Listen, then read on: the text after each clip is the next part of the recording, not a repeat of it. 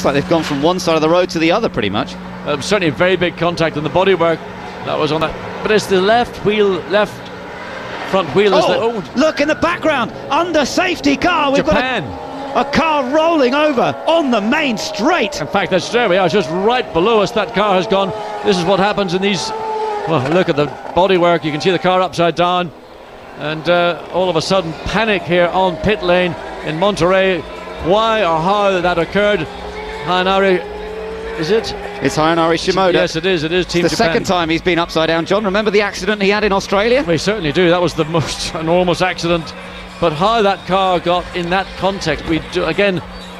You're running in a line of cars. You're running relatively slowly. What happens? Drivers tend to accelerate and brake and accelerate and brake. That's to try and maintain tire temperature.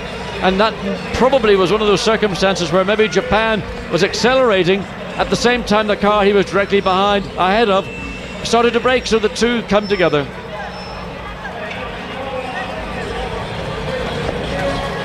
Well, drama indeed here in the first race of the day. We've only had one racing lap. We had a safety car come out because of an incident involving Mexico and Team Ireland. Japan and now was running behind Brazil, so he must have gone over the back of Christian Fittipaldi and Team Brazil. He certainly went over the back of somebody. I suddenly saw the car rear up. The whole group came out of that final corner, and as you say, I think they must have been accelerating, braking, and the next thing, suddenly the Japanese car just shot up in the air out of the middle of the pack, rolled over, and I wonder how much damage it's done to other cars. Well, the World Rally Championship's back. Sebastian Loeb.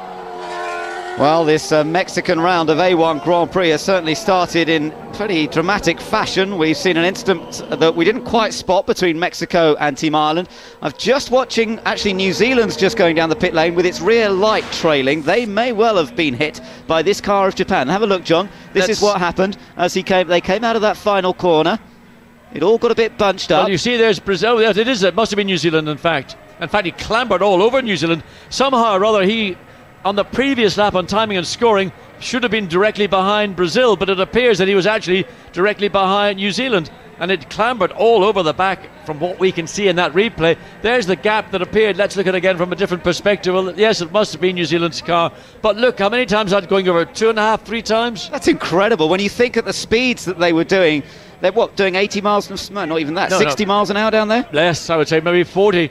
But of course, once the momentum goes, if you are the car in the case of Japan, and we suspect that he may have been on full throttle for a brief period in time, he could go from 40 miles an hour to 60 or 70 miles an hour in the blink of an eye. There's the rear view shot, and still it has to be New Zealand. Incredible how much energy was in that roll, despite them being behind the safety car as they came down the straight there. And it was a huge shock to the system, not only for Hayanari Shimoda, but what must Matt Halliday have thought? I mean, the worst thing is you're driving along quite comfortably, think a bit of a nudge and a bump, and all of a sudden you've got, 500 kilograms of racing car just inches above your head. There is Matt Halliday's Team New Zealand entry back into the garage, back into the pit lane. And is Matt Halliday out of the car? I think he is. Yeah, I think so. But it must have done a fair old bit of damage to the back end of that car. I guess they're just going to have to try and get it ready for the feature race later on. Real drama. So out of 18 laps, we've had one full lap of racing. The remaining laps have been under safety car. We've still got the situation with France at the front. And of course, we've still got 2 other cars around the circuit, which were also in the process of being removed. So real pressure being put on the infrastructure here in Monterrey to get these 3, 2 of whom are severely damaged cars, away to safety. The third car being Team Mexico, which looked to be the lesser damaged of the 3, to get those cars back to the safety of the garages and let this race get underway. Probably be another couple of laps. Here's the view again. And clambered, I mean, I think he didn't manage to hit the front. He might have just clipped the nose, but then the sequence of barrel rolls and then slides. We've talked about the surface being slippery. Well, there's an indication of how slippery it is. The car continued to slide with the momentum, the kinetic energy that's involved.